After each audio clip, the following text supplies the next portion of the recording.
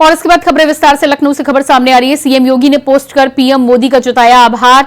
अंतरिक्ष जगत में भारत को महाशक्ति बनाने के लिए आभार। आज केंद्रीय मंत्रिमंडल ने गगनयान कार्यक्रम का किया विस्तार। गगनयान कार्यक्रम का विस्तार करते हुए मंजूरी दे गई। केंद्रीय मंत्रिमंडल ने बीएस की दिशा में पहले कदम को दी मंजूरी। पीएम अंतरिक्ष जगत में भारत को महाशक्ति बनाने के लिए समर्पित। चंद्र मिशन की सिद्धि की दिशा में बढ़ा निर्णायक कदम।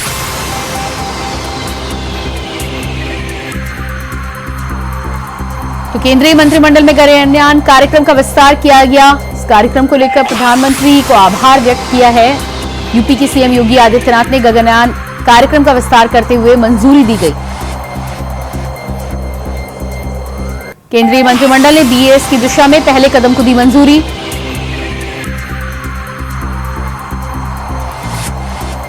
पीएम अंतरिक्ष जगत में भारत को महाशक्ति बनाने के लिए समर्पित।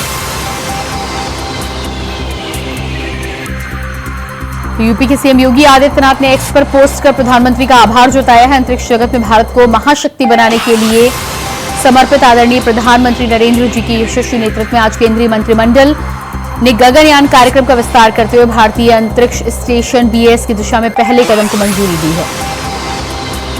इसका अभिनंदन करते हुए प्रधानमंत्री जी के संकल्प और 2035 का ऑपरेशन भारत के अंतरिक्ष स्टेशन और 2040 तक मानव युक्त चंद्र मिशन की सिद्धि की दिशा में बढ़ा निर्णायक कदम है। ये पोस्ट किया है यूपी सीएम योगी आदित्यनाथ ने। और इसी खबर पर हमारे साथ लखनऊ से ब्यूरो चीफ प्रियम पाठक जुड़ चुके हैं। जी प्रियम, मुख्यमंत्री योगी आदित्यनाथ ने जिस तरह से प्रधानमंत्री नरेंद्र मोदी का एक्स पर पोस्ट कर आभार जताया है, क्या कुछ ये कार्यक्रम आगे होने वाला है? और जिस तरह से अंतरिक्ष के साथ ही साथ चंद्रयान को लेकर बधाई दी गई है, आगे किस तरह से भारत इस दिशा में आगे बढ़ेगा? देखिए, बिल्कुल भारत तकनीक के क्षेत्र में, विज्ञान के क्षेत्र में आत्मनिर्भर बन सके, इसको लेकर लगातार अगर आप देखें तो केंद्र सरकार की तरफ से पहल की जा रही है। लगातार कई तरीके के जो मिशन है वो चलाए गए, जिसमें भारत सफल भी हुआ है। और अभी भी कई ऐसे मिशन हैं जो कहीं ना कहीं प्रयासरत हैं और जिनका माना जा रहा है कि आने वाले समय में वो पूरे होंगे। हमने देखा चंद्रयान 2 देखा, चंद्रयान 3 देखा और अब चंद्रयान 4 को लेकर जो है कल जो है केंद्रीय कैबिनेट बैठक ने जो है अपनी मंजूरी दे दी है। और इसके अलावा बीएस यानी कि अंतरिक्ष में भारत का खुद का अपना जो है वो अंतरिक्ष स्टेशन हो, इसको लेकर भी जो मंजूरी है वो दे दी गई है। और इसके जरिए लक्ष्य रखा गया है कि 2035 तक इस स्टेशन को तैयार कर लिया जाएगा। 2035 तक भारत खुद आत्मनिर्भर होगा अंतरिक्ष के क्षेत्र में, अंतरिक्ष के मामलों को लेकर। और उसके जरिए कहीं ना कहीं जो विज्ञान से जुड़े हुए, जो इस क्षेत्र से जुड़ी हुई तकनीकी हैं, वो भारत खुद उसको डेवलप कर पाएगा और उसके लिए भारत को किसी और पर निर्भर होने की आवश्यकता नहीं होगी। 2040 तक लक्ष्य रखा गया है कि भारत मानव रहित जो अंतरिक्ष मिशन है उनको कहीं ना कहीं संपादित करता हुआ नजर आएगा। और इसी को लेकर कल जो कैबिनेट की बैठक में फैसला हुआ है, खुद प्रधानमंत्री नरेंद्र मोदी ने भी इसको बाकायदा ट्वीट किया था और उन्होंने बताया था कि किस तरीके से भारत अब अंतरिक्ष विज्ञान के क्षेत्र में कैसे आगे बढ़ रहा है, किस तरीके से जो अन्य विकसित देश हैं जो इन क्षेत्र में कार्य कर रहे हैं, उनके साथ साथ कैसे भारत जो है वो अपनी भूमिका का निर्वहन कर रहा है। और इसी कदम को लेकर, इस प्रयास को लेकर मुख्यमंत्री योगी आदित्यनाथ की तरफ से ट्वीट किया गया है और उन्होंने कहीं ना कहीं आभार जताया है प्रधानमंत्री नरेंद्र मोदी का, उनकी पूरी टीम का, और विश्वास जताया है कि आने वाले समय में भारत जो है वो अंतरिक्ष के क्षेत्र में कई नए कीर्तिमान जो है वो स्थापित करेगा। इससे पहले भी आप देखें 2022 में, 23 में हमको देखने को मिला चंद्रयान 2, चंद्रयान 3 जो है वो देखने को मिला। तो इस तरीके के कई अभियान जो है वो पहले ही भारत सफलतापूर्वक जो है वो पूरे कर चुका है। और आने वाले दिनों में और भी इस क्षेत्र में जो तकनीक है, जो कहीं ना कहीं संभावनाएं हैं, उसको और विकसित किया जा सके, इसको लेकर कहीं ना कहीं सरकार लगातार प्रयासरत है। और इसीलिए अगर आप देखें तो जो इसरो है वो भी लगातार इस क्षेत्र में जो है वो कार्य कर रहा है। अलग अलग तरीके के जो मिशन है वो चलाए जा रहे हैं और अब चंद्रयान 4 की भी शुरुआत हो, जल्दी उसको भी पूरा किया जाए। हालांकि जरूर इसमें भी थोड़ा सा वक्त जरूर लगेगा, लेकिन कहीं ना कहीं कह सकते हैं कि चंद्रयान 4 की भी प्रक्रिया जो है वो शुरू होने जा रही है, जो भारत के लिए और भारत के वैज्ञानिक विकास के लिए जो है वो काफी आधारभूत एक आधारशिला जो है वो साबित होगा। जी बिल्कुल। तो जिस तरह से 2040 तक मानव युक्त चंद्र मिशन की यहाँ पर बात की गई है, साथ ही साथ बीएस की स्थापना को लेकर जो पहले कदम को मंजूरी मिली है, उसको लेकर अभिनंदन प्रधानमंत्री नरेंद्र मोदी का किया है।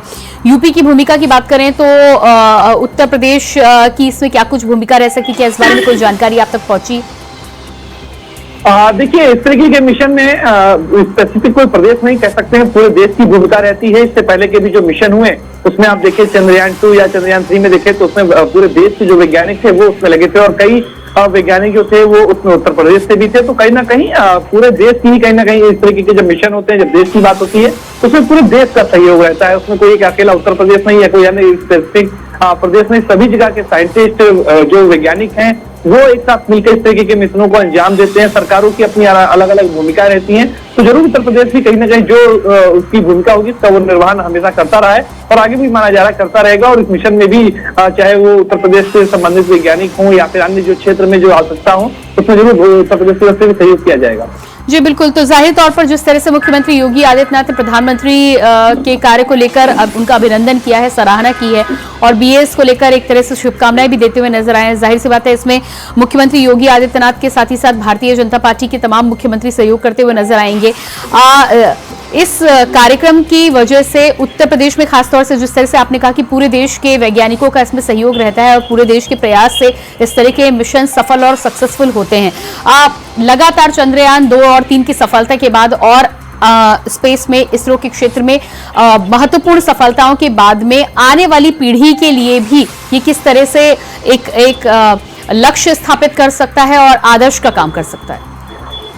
देखिए, बिल्कुल साफ तौर पर आने वाले समय में भारत खुद में आत्मनिर्भर हो, उसको इस तरीके की तकनीक के लिए किसी अन्य देशों पर निर्भर ना होना पड़े या किसी अन्य देश की जो तकनीक है उस पर उसका प्रयोग ना करना पड़े। भारत खुद में आत्मनिर्भर हो इस क्षेत्रों में भी, चाहे वो चंद्रयान से जुड़े हुए जितने भी मिशन है उसको अगर आप देखें, सैटेलाइट इस तरीके से आज भारत बड़ी संख्या में जो है वो लॉन्च करता है और अपने साथ साथ दूसरे देशों के भी जो सैटेलाइट है उनको भारत जो है वो लॉन्च करता है। तो इस तरीके से ही चंद्रयान और जो स्पेस से जुड़े हुए अन्य जो क्षेत्र है वहां पर जो व्यापक एक कह सकते हैं कि एक जगह अभी खाली है जहां पर अभी बहुत सारी रिसर्च होना, बहुत सारी तकनीक का इजाफा होना बाकी है। उन क्षेत्रों में भारत अपनी भूमिका का जो है निर्वहन कर रहा है। साफ तौर पर कहीं ना कहीं इस सभी तरीके के अभियानों का आने वाले समय में भारत को एक बड़ा फायदा मिलेगा और ये फायदा भारत के साथ साथ आने वाली भारत की जो नेक्स्ट जनरेशन होंगी, जो नई पीढ़ियां होंगी, उनको देखने को मिलेगा। जी बिल्कुल प्रियम, इस तमाम जानकारी के लिए बहुत बहुत शुक्रिया आपका। तो सीएम योगी ने पोस्ट कर प्रधानमंत्री नरेंद्र मोदी का जताया आभार। अंतरिक्ष जगत में भारत को महाशक्ति बनाने का संकल्प प्रधानमंत्री नरेंद्र मोदी ने लिया है, जिसके लिए मुख्यमंत्री योगी आदित्यनाथ ने उन्हें बधाई दी है और अभिनंदन किया है उनके फैसले को लेकर।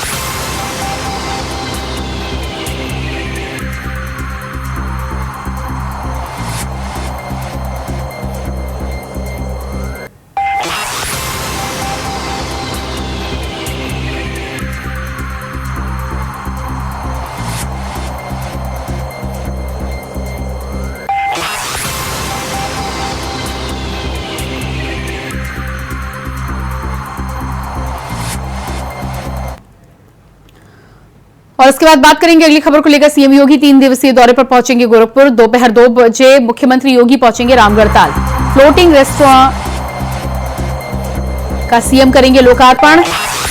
10 करोड़ की लागत से बना पानी में तैरता फ्लोटिंग रेस्टोरेंट। ग्रीनवुड अपार्टमेंट आवासीय योजना के आवंटियों को प्रमाण पत्र भी सौंपेंगे। इसके अलावा 374 करोड़ की लागत से 5 एकड़ में विस्तृत है आवासीय योजना।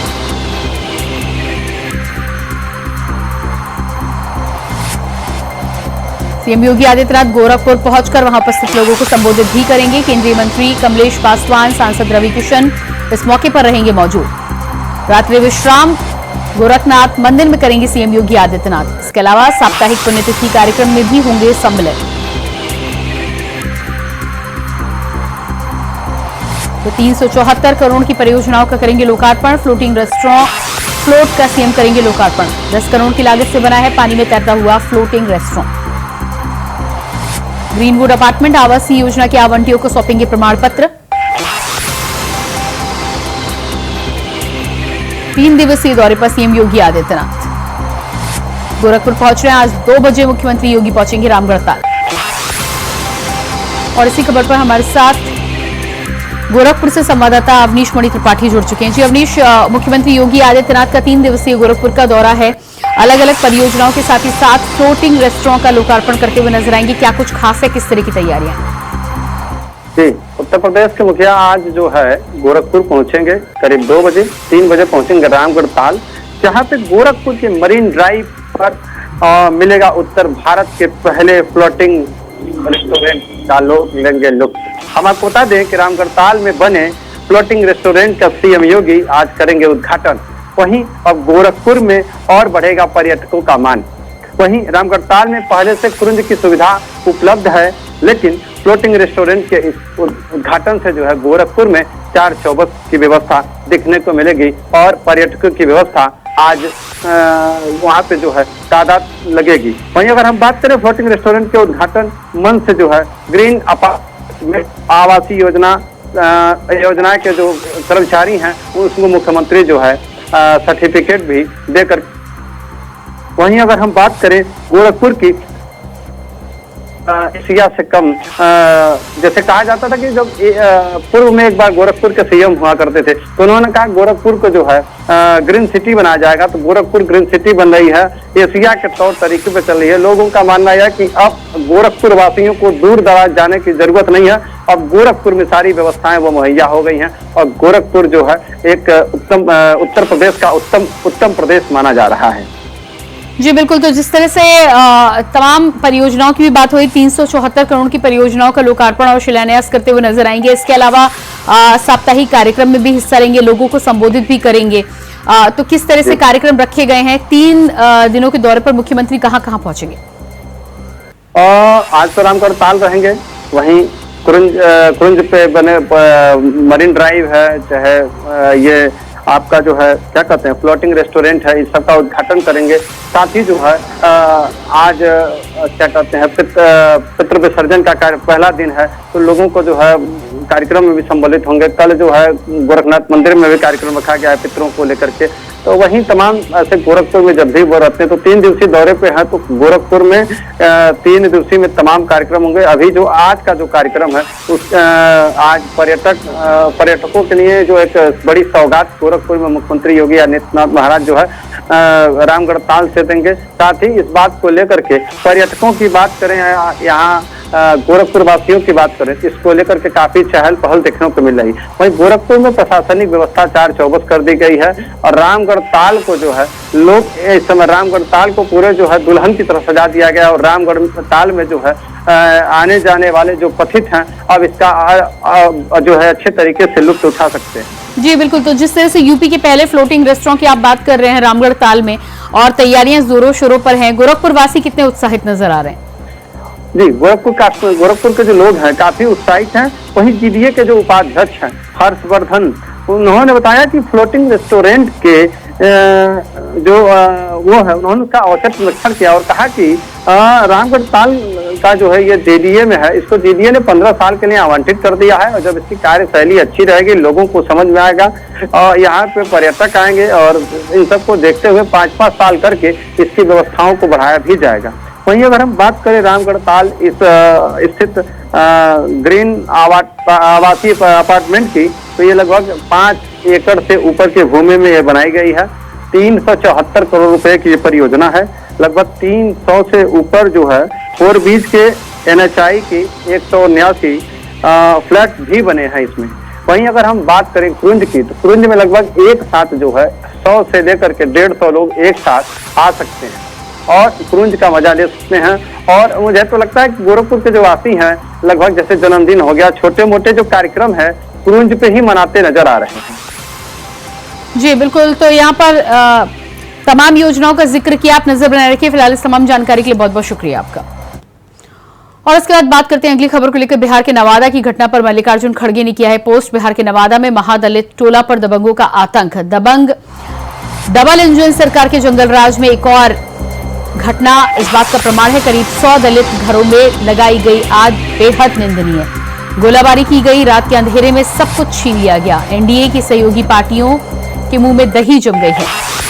तो मल्लिकार्जुन खड़गे ने पोस्ट कर बिहार सरकार पर निशाना साधा है। बिहार के नवादा में महादलित टोला पर दबंगों का आतंक देखने को मिला है। रातों रात दबंगों की बस्तियों में आग लगाई गई है। करीब 100 दलित घरों में आग लगाकर पूरी बस्ती को तबाह कर दिया गया है। मल्लिकार्जुन खड़गे का कहना है कि रात के अंधेरे में गरीब परिवारों का सब कुछ छीन लिया गया।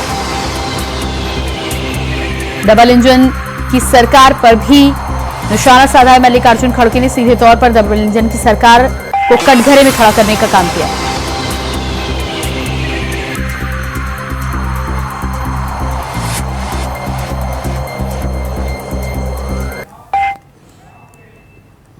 अगली खबर संभल से है, जहां माता के मंदिर में पुजारी को शराब पीने का विरोध करना भारी पड़ गया। बता दें कि शराब पीने का विरोध करने पर दबंगों ने पुजारी को बेरहमी से पीटा। पुजारी को अधमरा छोड़कर दबंग मौके से फरार हो गए, जिसके बाद मौके पर पहुंचकर लोगों ने पुजारी को सरकारी अस्पताल में भर्ती कराया है। वहीं पुजारी की तहरीर पर पुलिस ने एक नामजद और एक अज्ञात के खिलाफ एफआईआर दर्ज कराई।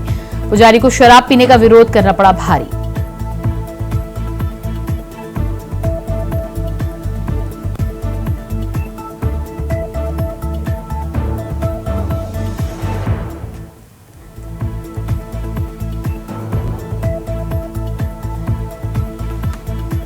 तो संभल से खबर है, बताया जा रहा है कि पुजारी ने शराब पीने का विरोध किया तो पुजारी को घटना भारी पड़ गई है। दबंगों ने पुजारी को जमकर पीटा है, जिसके बाद पुजारी को फिलहाल अस्पताल में भर्ती कराया गया है।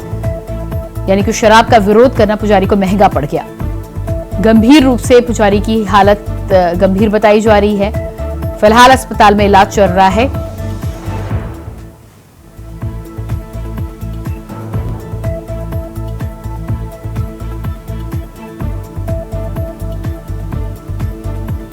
तो संभल से खबर निकलकर सामने आ रही है, जहां पर शराब पीने का विरोध करना पुजारी को भारी पड़ गया। बताया जा रहा है कि पुजारी ने शराब पीने का विरोध किया, जिसके बाद दबंगों ने पुजारी की जमकर पिटाई कर दी। जमकर पिटाई में पुजारी की हालत गंभीर बताई जा रही है, जिसके बाद गंभीर हालात में पुजारी को अस्पताल में भर्ती कराया गया है। फिलहाल अस्पताल में इलाज लगातार जारी है।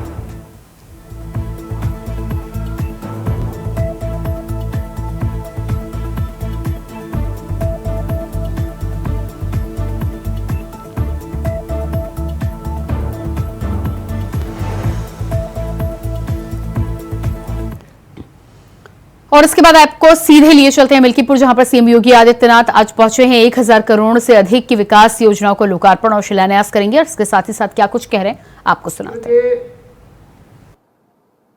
जिलाध्यक्ष संजीव सिंह जी, जिला प्रभारी मिथिलेश त्रिपाठी जी,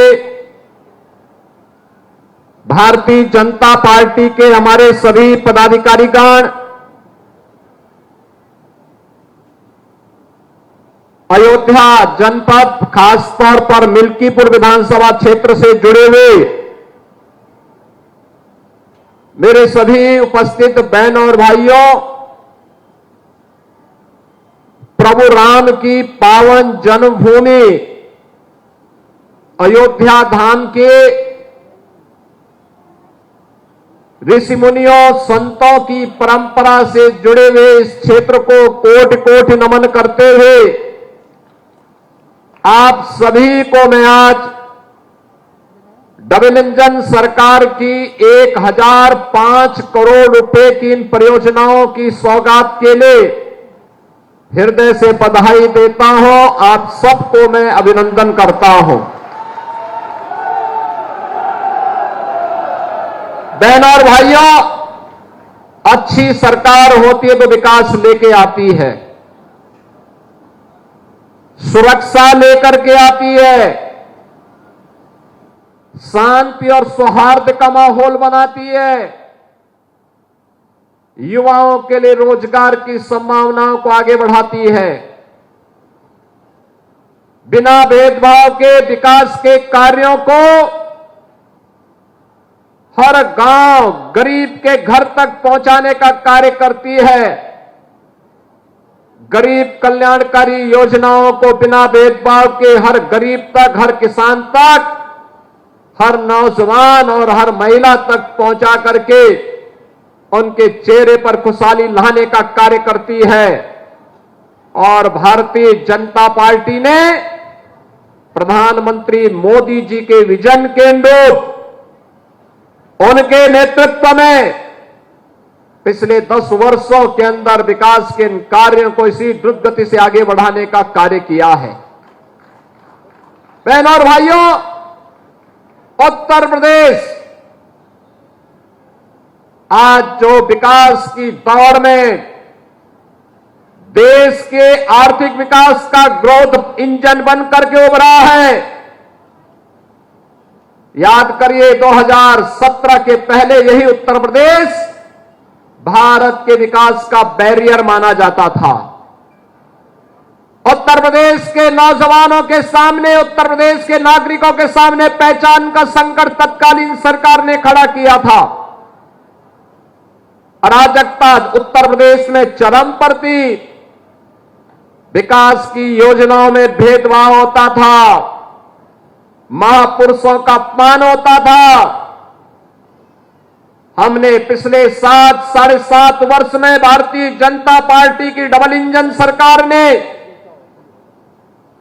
विकास के कार्यों को द्रुत गति से आगे बढ़ाया।